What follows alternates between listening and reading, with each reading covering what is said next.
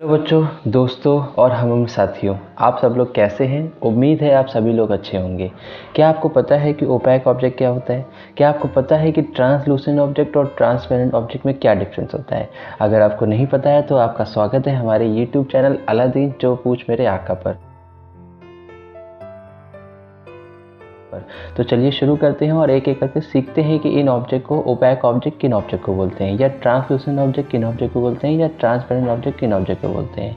तो जैसे कि आप देखिए ऑब्जेक्ट के टाइप होते हैं, तो ओपैक ऑब्जेक्ट, ट्रांसलूसेंट ऑब्जेक्ट और ट्रांसपेरेंट ऑब्जेक्ट को एक एक करके हम लोग क्या करते हैं, पढ़ते हैं। तो सबसे पहले आप देख पा रहे होंगे कि ओपैक ऑब्जेक्ट क्या होता है। तो ओपैक ऑब्जेक्ट की डेफिनेशन यहाँ पर लिखी हुई है। ओपैक ऑब्जेक्ट एक ऐसे ऑब्जेक्ट होते हैं जिससे हम लोग एक पार से दूसरी पार देख नहीं सकते, बिल्कुल नहीं देख सकते। ऐसे ऑब्जेक्ट को हम लोग ओपैक ऑब्जेक्ट बोलते हैं।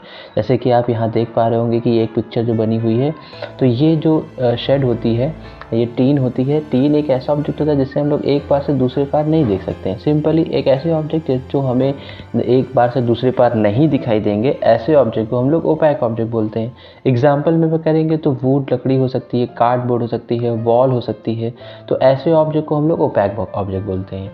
और जो हम लोग की शेडो बनती है वो भी किसकी हेल्प से बनती है? ओपैक ऑब्जेक्ट की। अगर कोई opaque object source of light के सामने रखा हुआ है तो तब क्या बन जाएगी? इमेज बन जाएगी। आई होप आपको ओपैक ऑब्जेक्ट पूरी तरीके से क्लियर हो गया होगा कि ओपैक ऑब्जेक्ट क्या होता है।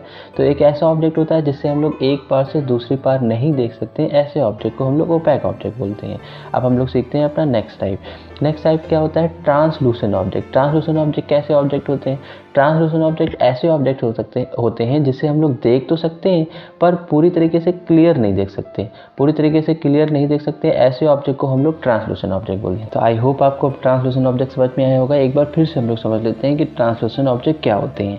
तो ट्रांसलूसेंट ऑब्जेक्ट एक ऐसे ऑब्जेक्ट होते हैं जिससे हम लोग एक पार से दूसरी पार देख तो सकते हैं लेकिन पूरी तरीके से क्लियर नहीं देख सकते। एग्जाम्पल में हम देख पाएंगे तो बटर पेपर इसका एग्जाम्पल है, शावर ग्लास इसके क्या है? एग्जाम्पल हैं।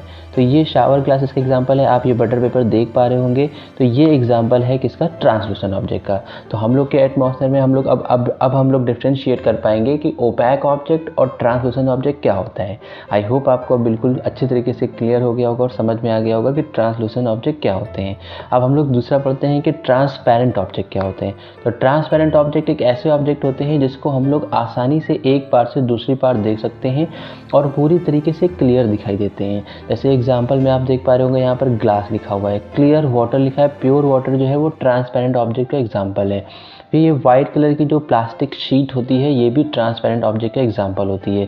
तो इस तरीके से आप ये ग्लास देख पा रहे होंगे कि एक ऑब्जेक्ट हम इधर रख देंगे तो दूसरा ऑब्जेक्ट की हमें साफ इधर से क्या होगा? दिखाई देगा। तो ऐसे ऑब्जेक्ट जिसे हम लोग पूरी तरीके से क्लियर देख सकते हैं, तो ऐसे ऑब्जेक्ट को हम लोग बोलते हैं ट्रांसपेरेंट ऑब्जेक्ट।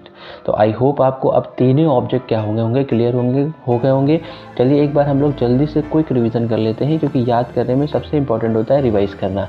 तो हम लोग ने सीखा था कि पहले कितने टाइप्स के ऑब्जेक्ट होते हैं। तो उसमें से पहला ओपैक ऑब्जेक्ट होता है, सेकेंड टाइप जो होता है वो ट्रांसलूसेंट ऑब्जेक्ट होता है, और थर्ड टाइप जो होता है वो ट्रांसपेरेंट ऑब्जेक्ट होता है। तो ये तीन तरह के ऑब्जेक्ट होते हैं। ओपैक ऑब्जेक्ट किसे बोलते हैं? तो ओपैक ऑब्जेक्ट एक ऐसे ऑब्जेक्ट होते हैं जिससे हम लोग एक पार से दूसरी तरफ नहीं देख सकते, एक तरफ से दूसरी तरफ नहीं देख सकते। ऐसे ऑब्जेक्ट को हम लोग ओपैक ऑब्जेक्ट कहते हैं। और जो शेडो बनती है वो किसकी हेल्प से बनती है? कि ओपैक से, कि ट्रांसलूसेंट से, कि ट्रांसपेरेंट से? तो उसका आंसर होगा ओपैक ऑब्जेक्ट से बनती है। जो शेडो बनती है, जो प्रतिबिंब बनती है, जो छाया बनती है, जो परछाई बनती है, वो ओपैक ऑब्जेक्ट से बनती है। फिर उसके बाद ट्रांसलूसेंट ऑब्जेक्ट हम लोगों ने पढ़ा था। ट्रांसलूसेंट ऑब्जेक्ट ऐसे ऑब्जेक्ट होते हैं जिसे हम लोग एक बार से दूसरी बार देख तो सकते हैं बट पूरी तरीके से क्लियर नहीं देख सकते हैं। हम लोग के एटमॉस्फेयर में बहुत सारे ऐसे एग्जाम्पल्स होंगे जिसे हम लोग देखते रहते होंगे। तो उसमें से बटर पेपर, शावर ग्लास, ये ट्रांसलूसेंट ऑब्जेक्ट के एग्जाम्पल हैं। अब हम लोग ने तीसरा टाइप देखा था ट्रांसपेरेंट ऑब्जेक्ट। तो ट्रांसपेरेंट ऑब्जेक्ट कैसे ऑब्जेक्ट होते हैं? तो ट्रांसपेरेंट ऑब्जेक्ट एक ऐसे ऑब्जेक्ट होते हैं जिससे हम लोग एक पार से दूसरी पार आसानी से देख सकते हैं। ऐसे ऑब्जेक्ट को हम लोग ट्रांसपेरेंट ऑब्जेक्ट बोलते हैं।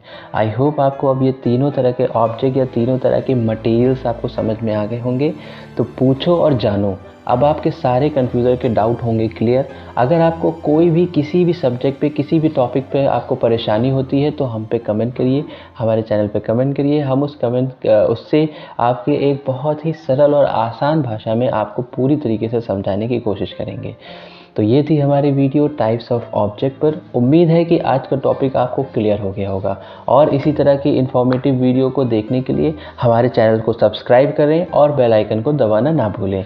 तो thank you, best of luck and God bless you.